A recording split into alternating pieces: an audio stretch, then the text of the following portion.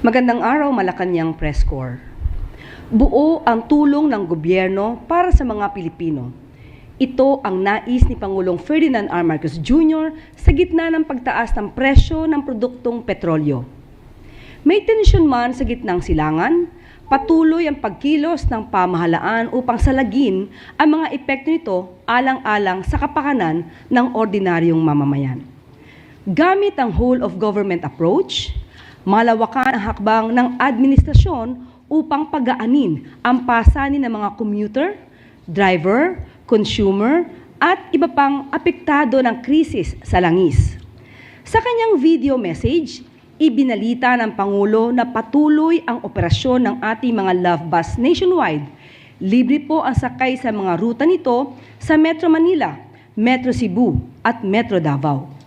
Nariyan din ang 50% discount sa mga Blue Beep cards ng LRT2 at MRT3 mula March 23, habang ongoing pa rin ang implementasyon ng 50% discount sa pamasahe ng mga senior citizens, PWD at estudyante. Nitong nakaraang linggo lamang ay umarangkada ang iba't ibang cash assistance ng mga ahensya ng pamahalaan. Ipinag-utos ng Pangulo sa DOTR at DSWD ang pamimigay ng fuel subsidies, kung saan halos 100,000 tricycle drivers ang nabahagian ng pondo.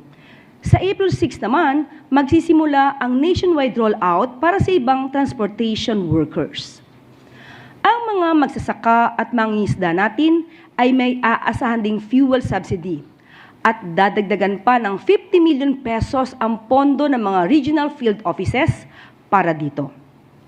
Sinisiguro na rin ng pamahalaan na may mapagkukunan tayo ng mas abot-kayang fertilizer mula sa ibang bansa para sa tuloy-tuloy na produksyon.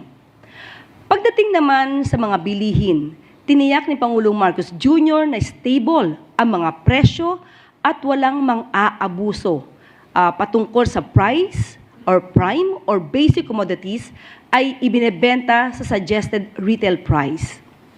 Patuloy ang pakikipag-ugnayan ng pamahalaan sa mga manufacturers upang panatilihing mababa ang presyo ng mga bilihin para lahat ng Pilipino ay siguradong may makakain. Samantala, ongoing pa rin ang pagbebenta ng 20 pesos kada kilo na bigas sa 177 LGUs nationwide at pinag-uusapan na ang pagpapataw ng price cap. Ayon sa Pangulo, sapat ang supply ng pagkain at kontrolado natin ang presyo ng bigas.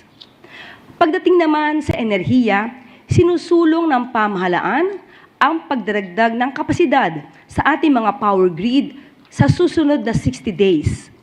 23 power projects na may kabuuang 900 megawatts ang inaasahang mag-o-online para madagdagan ang ating supply. Nariyan din ang koordinasyon ng gobyerno upang magamit ang malampayan natural gas at siguruhing nasa full capacity ito para sapat ang supply natin ng kuryente. Ayon din sa Pangulo, ongoing ang pakikipag-usap natin sa mga ibang bansa gaya ng India para sa additional oil supply.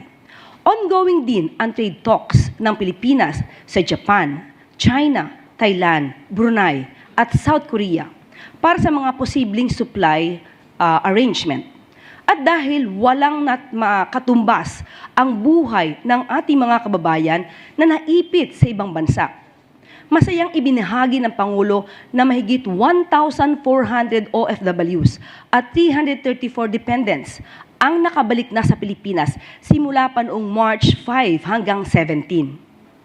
Nakauwi na rin ang government chartered flight nitong March 18 na may lulan na 153 OFWs, 114 dependents at 50 stranded Filipinos. Ngayong umaga lang ay sinalubong ni Pangulong Marcos Jr. ang ika-4 na chartered flight na may sakay na 343 repatriates mula sa KSA, Kuwait, Bahrain at Qatar.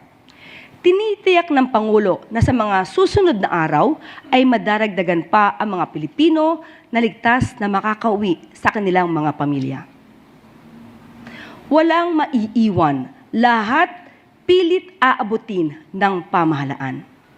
Bilang pagtatapos sa kanyang mensahe, hinimok ni Pangulong Marcos Jr. ang lahat ng mga Pilipino na magtulungan sa gitna ng mga hamon na ating hinaharap sa ngayon. Buo ang paniniwalang na administrasyon habang buhay sa puso ng bawat Pilipino ang bayanihan, sama-sama nating malalagpasan ang anumang pagsubok. Mas mabilis na biyahe, mas malakas na ekonomiya, at mas maraming oportunidad ang aasahan ng ating mga kababayan, lalo na sa Mindanao.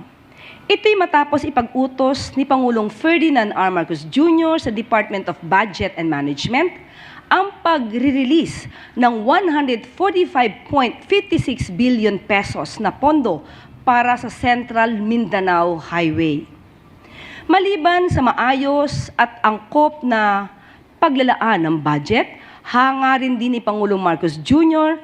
na pabilisin ang implementasyon ng mga infrastructure projects sa bansa upang lubusang mapakinabangan ng sambayanang Pilipino. Sa paglalabas ng Forward Obligation Authority ng DBM, tinitiyak ng pamahalaan na walang patid ang financing para sa nasabing proyekto upang mula sa fiscal year 2026 hanggang 2034. Ayon kay Budget and Management Secretary Rolando Toledo, malinaw ang direktiba ni Pangulong Marcos Jr. Pabilisin ang infrastructure development sa bansa at siguruhing walang maaantalang proyekto dahil sa kakulangan ng budget. Ang Central Mindanao High Standard Highway Project ay iminumukahing ponduhan sa pamamagitan ng loan mula sa JICA at Asian Development Bank, kasama ang counterpart funding ng pamahalaan ng Pilipinas. Inaasahang malaki ang magiging epekto ng nasabing proyekto sa bilis ng biyahe sa pagitan ng Cagayan de Oro at Malaybalay. Sa oras na matapos ang highway, ay kaya nitong gawing 3.5 oras na lamang ang dati halos 7 oras na biyahe. Sa mas mabilis na transportasyon, mas maayos na dadaloy ang serbisyo, mas ramdam ng taumbayan ang progreso. At maaari na po akong tumanggap na inyong mga katanungan. Unang tanong mula kay Marcela Lili, TV5. Good morning, Yusek. Yusek, during the first day of the distribution of ayuda for tricycle drivers, there were some elected officials who have joined the president.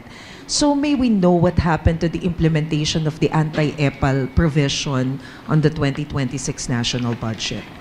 Okay, ito ba yung unang araw na nagpabigay ng ayuda sa mga tricycle drivers kung saan nandoon ang Pangulo? So, sino yung mga opisyal na binabanggit natin? Babanggit ba natin na si Mayor Isko Moreno at saka si Mayor Francis Zamora? Okay, yun po kasi po ay isang event na kung saan pinuntahan po ng Pangulo at kinakailangan po nandoon po ang host. Sa Manila po ginanap, kaya nararapat lamang po na si Mayor Isko Moreno ang sumalubong at tumanggap sa ating Pangulo. Patungkol naman po kay Mayor Francis Zamora, siya naman po ang National President of the League of Cities na siyang kumakatawan sa city mayors. So ibig sabihin po, since ito po ay proyekto ng Pangulo para sa mga tricycle drivers kung saan ang LGU mismo nakakaalam kung sino yung mga benepisyaryo, nararapat lamang din pong pumunta si Mayor Francis Zamora. On other issue, Yusek, I understand you had an interview over the weekend saying that we are not yet in a crisis situation despite the increase of the oil prices. But then, in an ambush interview last Thursday in Bataan, the president himself used the term crisis. He said we had to accelerate all this because of the oil crisis that is happening. Itong problema because of the war in the Middle East. Pakipaliwanag po. Okay. Pag sinabi po natin ng oil crisis, maliwanag din po ang sinabi ni Secretary Sharon Garin ng DOE. Na sa ngayon ay hindi pa kinukonsidera na meron tayong oil crisis dahil kumpleto po tayo at enough po ang supply ng langis.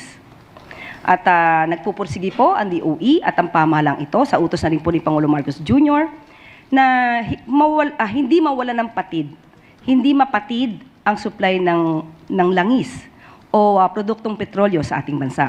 Sa katunayan, sinabi po ni Secretary Garin na mayroon na pong negosasyon patungkol sa 440,000 barrels ng fuel. At sa susunod naman po ay mayroon 600,000 barrels na maaari po tayong maangkat. Ang sinasabi po natin na wala pa po at hindi po pa dinideklara na mayroon tayong oil crisis dahil nga po sapat ang supply sa ngayon. Most probably, according to Secretary Sharon, ang nagkakaroon lamang po ng issue ay tungkol sa presyo. Dahil alam naman po natin kung ano ang nangyayari na krisis sa Middle East. Ang nais pong sabihin ng Pangulo patungkol sa oil crisis, pinapatungkulan niya po doon ay ang oil crisis sa Middle East. Pero sa ngayon po, sa atin at sa payo na rin po ng Secretary Garin sa ating Pangulo, wala pa po tayo maaaring tawaging oil crisis sa bansa. Last na lang, Yusek. At what point can we say na we are already suffering from a crisis? Sa ngayon, hindi po natin masasabi dahil patuloy pa rin po ang pagsusumikap ng ating gobyerno na hindi mapatid ang supply ng fuel, ng produktong petrolyo sa atin. Sunod na tanong mula kay Alvin Baltasar, Radyo Pilipinas. Yusek, magandang umaga po. Yusek, sa nangyayaring oil price increase, does the policy this na parang sobra-sobra naman yung ipinapataw na pagtaas sa presyo since ang sabi rin naman ng Pangulo, meron tayong enough supply ng 30 hanggang 60 days. Parang lumalabas kasi, Yusek, na yung presyo ng mga inangkat na langis ng mga oil companies, nakuha nila sa mababang halaga. Pero ngayon, ibinebenta nila sa napakataas na presyo. Mhm. Actually, napaka-common yan na question. Pero common question, pero parang mahirap ipaliwanag. Pero dahil dyan, mas bababawan natin kung paano natin maipapaliwanag ito sa taong bayan. Okay, under the deregulated downstream oil industry framework, base na rin po sa RA 8479, ang oil companies po na presyo ng produkto nila ay babase sa prevailing international benchmark prices, primarily Mean of Platts Singapore or MOPS, sa bawat pricing cycle. So yung oil companies po, gumagamit po sila ng FIFO, first in, first out accounting, no? Ito po yung ginagamit nila ngayon. Kung saan yung produkto na ibinebenta sa ngayon ay base sa presyo sa current or near current international market prices at hindi sa historical acquisition cost noong patungkol sa kanilang inventory. So, yung pump prices po ngayon ang nagre-reflect ng current global market conditions kahit na yung kanilang inventory ay nabili nila sa mas mababang presyo. So kasi ganun po ang umiiral sa ganitong klase na sistema kung meron deregulation law, oil deregulation law. So yun po ang umiiral. Pump price reflect current global market conditions. So, hindi po ang DOE ang makakapagdikta ng presyo ng gasolina, ng fuel, dahil nga po meron tayong oil deregulation law. Ang tangi lamang pong mare-regulate ng pamahalaan ng DOE ay kung sila ay lumalabag sa benchmark at kung may pang-aabuso. So, ibig sabihin, sa madaling salita, kung meron silang inventory noon, ang gagamitin nilang presyo pa rin ay yung current international market price. Pero pag bumaba naman yung presyo ng gasolina, kahit nabili nila ito ng mas mataas, kailangan pa rin silang sumunod kung ano ngayon yung current market price na mababa. So ganun po yung nagiging sistema po kapag ka po may oil deregulation law na pinapatupad. Salamat po, Yusek. Sunod na tanong mula kay Ivan Mayrina, GMA7.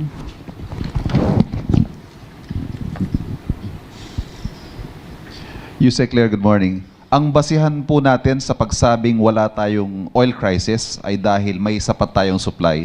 But I think we can all agree na ang presyo po ngayon ay, would you say crisis levels, ang presyo because of the very sharp increase?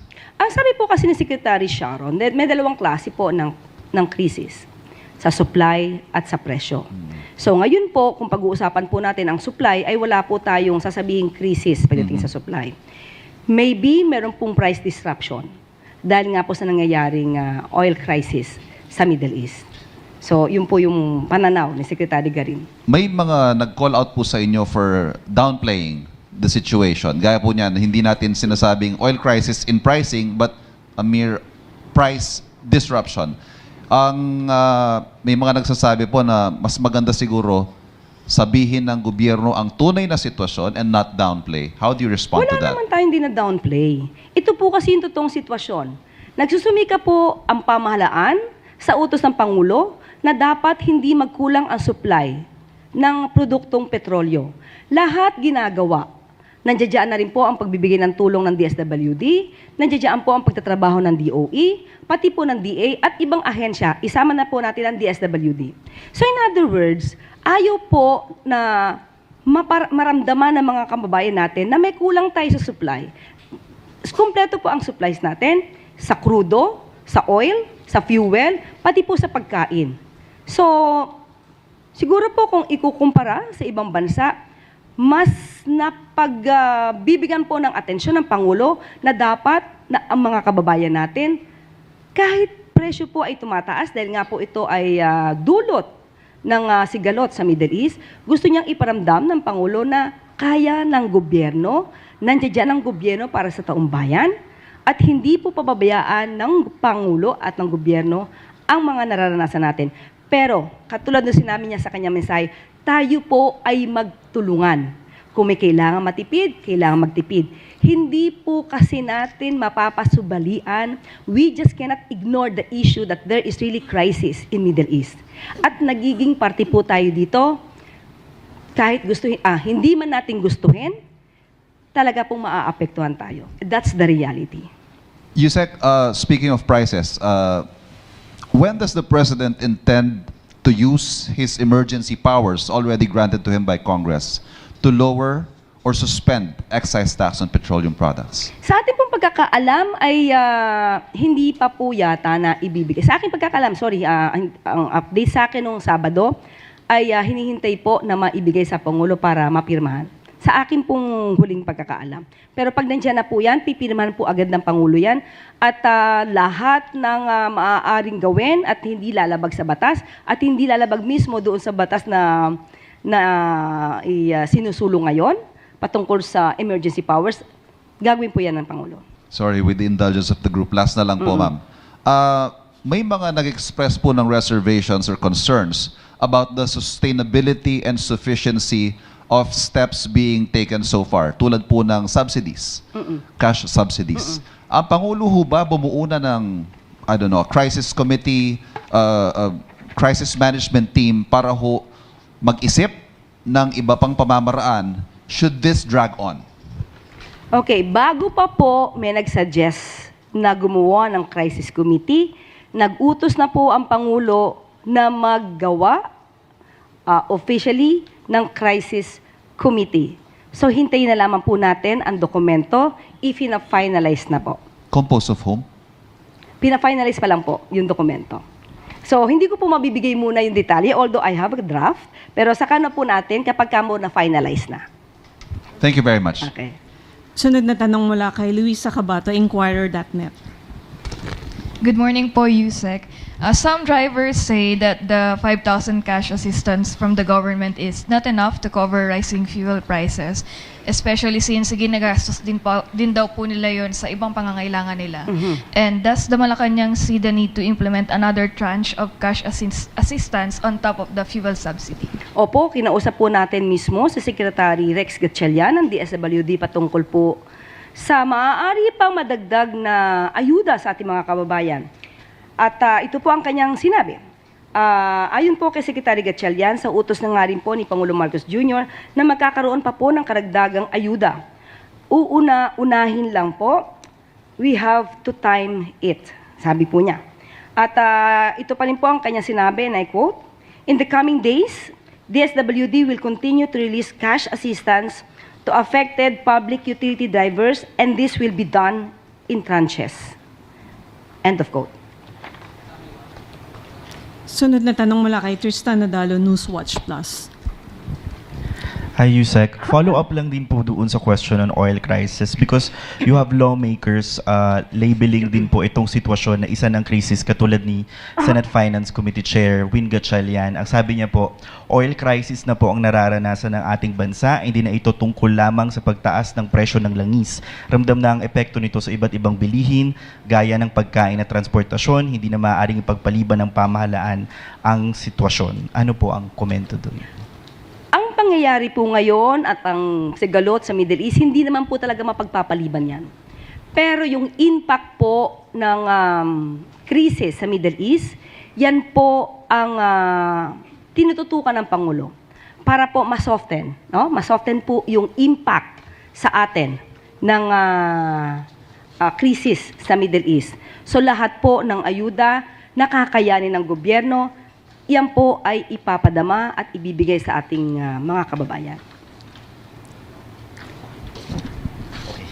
Tuloy ko na rin po pala yung tanong ko. Yusek, yung mga labor groups are also calling for wage increase. Actually, they're lobbying na ipasa na rin yung legislated wage hike. You have labor leader Sonny Matula saying na gipit na ang mga manggagawa. Tama naman na kailangan mag-adjust, pero ang manggagawa na matagal nang nag-a-adjust. Yung hinihingi daw po na wage hike ay recovery na lang dahil kulang na talaga ang sinturon para mabuhay ng maayos ang manggagawa, lalo na yung sitwasyon ngayon. Ano pong comment ng palasyo? Sa pananaw po ng Pangulo, lagi po niyang inuutusan ang DOLE at ang Regional Tripartite Wages and Productivity Board na aralin at kung maaaring dagdagan ang sweldo ng ating mga manggagawang Pilipino. At yun naman po ay pinapatupad. At halos taon-taon po ay nagtataas po ng sweldo. Pero patungkol po sa pagtaas po ng sweldo na 200 pesos, tingin po natin ito po ay nasa kamay po ng Kongreso. Last na lang po on possible help din po sa mga kababayan natin. You have Congressman Toby Chanco proposing a bill that would freeze rents and defer loan payments to cushion the adverse effects of rising fuel prices. Ito po ay temporary freeze sa residential and MSME commercial rental rates. Ito po ba ay isa rin sa pinag-aaralan ng gobyerno kung pwedeng gawin? Hindi pa po nababasa malamang ng Pangulo ang version. So kung magkakaroon po sila ng version at ibibigay sa Pangulo, pag-aaralan po ito. Thank you po. Sunod na tanong mula kay Clizel Pardilla, PTV4.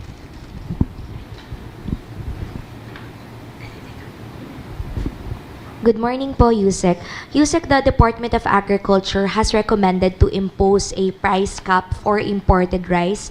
What is the assessment of the President regarding this proposal po? Actually, sabi po ni Secretary Kiko Laurel, ay nagbigay na po sila ng rekomendasyon sa National Price Coordinating Council para magkaroon ng deliberation patungkol dito. At ang kanilang price cap na isinangguni ay 50 pesos for imported rice. So, ito po ang ibinigay din na mungkahi ni Secretary Kiko Laurel kay Pangulo. So, ito po naman ay sinusuportahan. Ma'am, sorry, follow-up question lang po dun sa Crisis Committee. What is the main purpose po of this committee? Of course, kapag po binigyan natin ng sinabi po natin Crisis Committee, ito po ay tututok.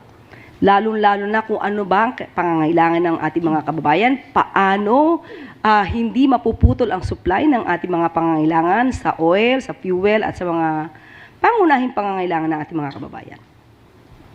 Sunod na tanong mula kay Ivy Reyes, Bilyonaryo. Yusek, good morning po. Rep. Asidrek here po. Rep. Asidrek claims the ICI cleared Rep. Martin Romualdez of any liability in the flood control scandal. Can we confirm if this has reached the Malacanang? At itanong na rin po namin kung ano yung update dun sa 41 million budget ng ICI. Naubos po ba? And if not, saan po pupunta? Okay, patungkol po doon sa rekomendasyon ng ICI, ito naman po ay isinumite na sa Ombudsman.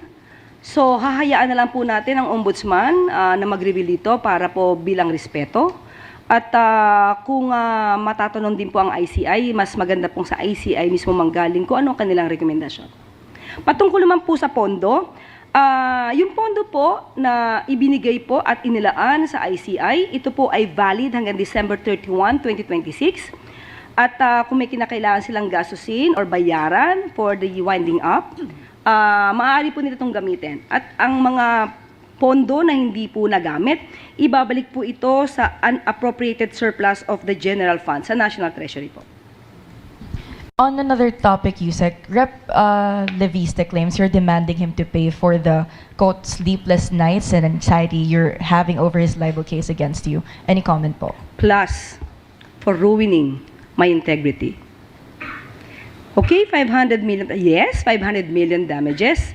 It is part of my compulsory counterclaim.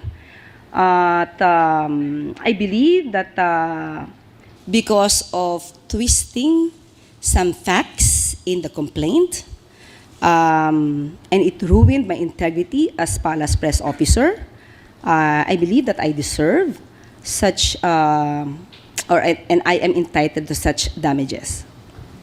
So, ano sabi niya? Sleepless nights? Okay. So, in other words, anong word exactly sinabi niya? Sleepless nights and anxiety, and kaya niya raw pong sagutin yung pangpagamot niyo, Yusek. Good. Very good. He admitted that he is causing me sleepless nights and anxiety. So, that will be part of the case. Sunod na tanong mula kay Tina Maralit ng Manila Times.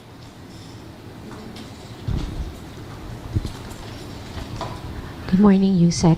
Yusek, hingin ko lang po yung reaction nyo sa sinabi kamakailan ni Senator Amy Marcos. Pinapatamaan niya po si Presidente na puro daw acting secretary ang ina-appoint, hindi na daw po pinapadaan sa commission and appointments. Therefore, parang wala na daw pong silbi ang CA. Ano po ang komento niyo dito? Parang walang ano daw po? Parang wala na daw pong silbi ang CA dahil puro acting secretaries ang ina-appoint ng Presidente. Parang may nadinig pa po ako ibang word na ginamit niya. Modus operandi daw po. Okay. That's too harsh. Very harsh. Para sabihin ito sa Pangulo, dahil sabi mo nga ito ay pinapatungkulan niya sa Pangulo. At parang kay Pangulo lamang harsh si Senator Amy Marcos.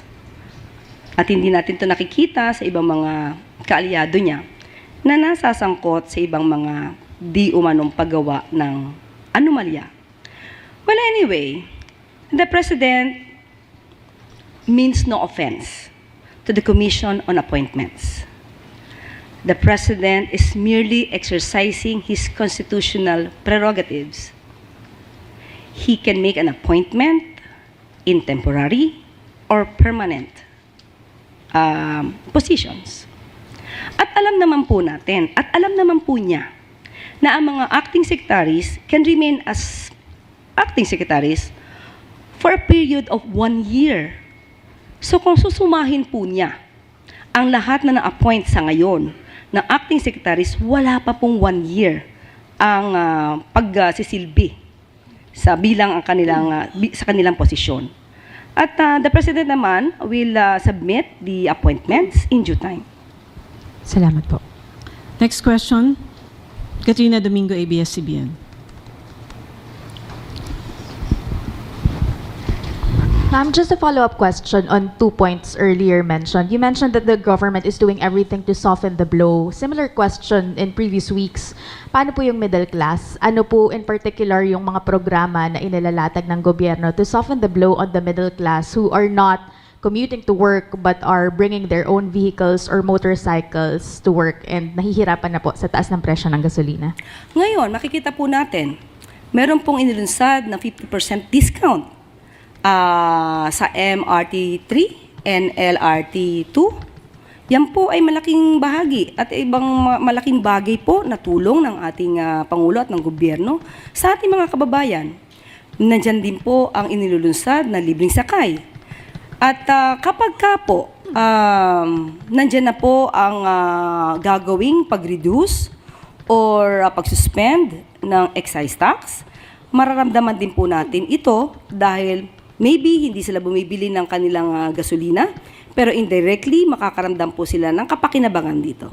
Ma'am, may we know the cause of the delay of the signing of the reduction of the excise tax? Is the President experiencing some kind of pushback, either from certain cabinet secretaries or certain sectors who would want to retain the VAT or the excise tax to keep afloat the government's coffers? No, it is this is the mere fact that the President wants it to be enforced immediately.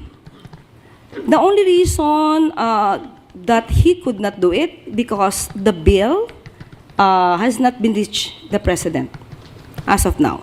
So there is no reason for him to sign. So after that, maybe after signing, he will immediately make an order either to reduce or to suspend the excise tax. So ang bottleneck, ma'am, if not po sa mismong Pangulo, na kanino po naaantala? Sino po yung cause of delay if not the President? I'm not so sure right now. I am not so sure right now. But this is the words, no, that came from the President. He wants this emergency power to be given to him in order to at least lessen the impact of the crisis in the Middle East. Ma'am, last clarification. Balikan ko lang po yung anti-EPAL question earlier. Just a clarification, is the President exempted from the anti-EPAL provision in the General Appropriations Act of 2026? That is the event of the President. So he should at least show to the people that the government is running, the government is properly managed for the country and for the people. So dapat makita siya. Dapat nakikita ang Pangulo dahil ang pagpapakita ng Pangulo ay pagpapakita ng tiwala sa mga kababayan natin na kung anumang krisis meron tayo ay maaari natin itong malampasan. Salamat po. Next question, Tristan Nadalo, Newswatch Plus. Hi, Yusek. Ngayong linggo rin po mag-uumpisa na yung impeachment hearings kay Vice President Sara Duterte on March 25. But as early as last week, may mga nagsasabi na po na there's impeachment vote buying. May mga nagtatangka na rin pong gusto daw i-impeach si Vice President Duterte para malayo sa flood control scandal or para hindi sila madawit doon. Ano po ang pananaw ng palasyo sa ganitong mga pahayag na ini-impluwensyahan yung mangyayari sa impeachment? Sino nagsabi niyan? Isa po nagsabi, si Congressman Toby Chanco. Yes. Itong si Congressman Toby Tiangco, ang daming sinasabi, pero wala tayong nakikitang anumang ebidensya.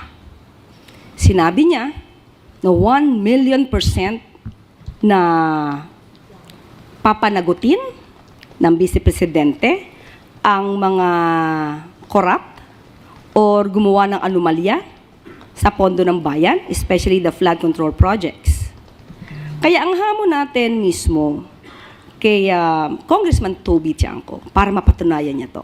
Hindi ba dapat kahit hindi pa presidente, ang Vice Presidente dapat nagtatrabaho na siya para mapanagot ang mga di umanong corrupt, lalong-lalo na doon sa mga ghost projects nung panahon ng kanyang ama. Madali naman niya malalaman kung sinong involved dito, tanungin lamang niya ang dating secretary ng DPWH na ngayon ay si Secretary or rather Senator Mark Villar. Hanggat hindi ito nagagawa, ang sabi nga natin, maaaring nanlilinlang lang si Secretary or rather Congressman Toby Chanco. So, sa ngayon pa lamang, hindi dapat niyang sirain ang anumang institusyon ng gobyerno, lalo na kung saan siya nakakasama or where he belongs, di ba? Sa institusyon where he belongs. Hindi dapat niyo sinisiraan, lalo na wala siyang ebidensya. Kawawa ang mga Pilipino sa mga taong puro fake news ang inihahatid sa atin. Katulad ng sinabi ng ating Pangulo sa kanyang mensahe, iwasan po nating magbigay ng fake news. At kasama na po kayo doon, Congressman Toby Chanco. Follow-up question mula kay Ivy Reyes, Bilyonaryo. Yusek, in response, Kong Toby Chanko said he does not know why you're so fixated with VP Sara, and also it's the reason why he filed a resolution to expedite the impeachment of VP Sara to answer the allegations that he's allied with the Vice President. Am I fixated? So tanong natin sa kanya yan. Sino ba ang tinititigan niya? To, balik natin ang tanong kay Congressman Toby Tiangco. Sino po ba ang tinititigan niyo? Kasi marami naman po na nai-involve sa mga anomalya at sa korupsyon, pero nililihis nyo ang inyong mata. At mukhang inililigtas nyo pa at nilalagay nyo sa pedestal. Samantalang noon pa po, last year pa po, ito na i-issue. Pero wala kayong anumang ingay patungkol dito. At sinasabi lamang niya, millions compared to billions. Ibig bang sabihin, kapag mas maliit ang halagang di umanong ninakaw, ay wag nang pansinin. Ganun po ba ang nais ni Congressman Toby Chanco? Hindi po yan nararapat. Maliit malaki ang anumang ninakaw o di umanong ninakaw, dapat panagutan. Last question, Ivan Mayrina, GMA7. Yusek, balikan ko po yung tungkol sa emergency powers. Ang sinasabi po ninyo, if my understanding is correct, hindi pa lang niya nagagamit yung power because the bill is not yet with him. But once he accepts, he gets it, he will sign it immediately. Ganun Of course, opo. Bakit naman hindi po niya ipipirmahan? Eh, siya po yung nagnais po nito. Ma'am, actually yun din ang tanong namin pare-pareho last week because when we asked him, I asked him kung kailan ba niya balak. Ang sinasabi niya, it's a very complicated calculation and he is not going to rush into lowering or suspending excise taxes. Parang hindi ho yun nga po yung nakakapagtaka, sinertify niya as urgent, but he is not in a hurry to exercise the powers. Okay, magkaiba po yun. Iba po yung pipirma niya agad dahil gusto niya po itong batas na to, at iba po yung maaaring hindi niya agad ma-implement. Dahil tandaan po natin, nasa batas, doon sa ginawa po na bill, na kailangan na yung price ay mag-breach o mag-reach ng $80 per barrel sa loob ng 30 days.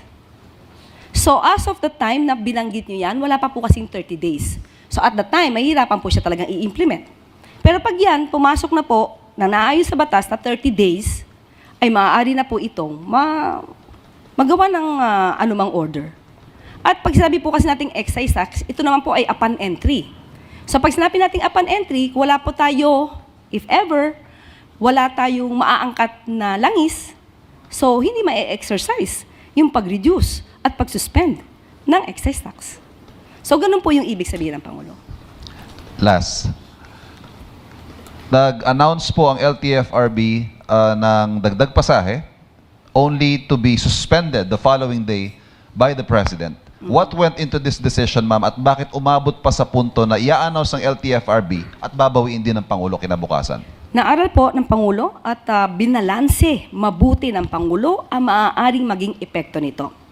Dahil nauna na po na magbigay ng ayuda. Sino unang binigyan ng ayuda ng Pangulo? Hindi po ba ang transportation sector?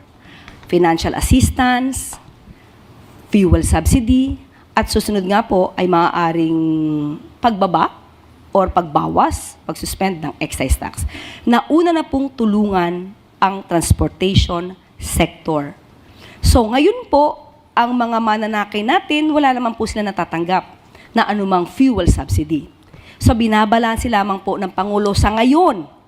Ito po naman ay sa ngayon lamang upang hindi rin mabigatan ang ating mga mananakay, ang mga commuter, na pare-pareho naman po nating nadadanasan kung anong epekto ng krisis dito sa Middle East.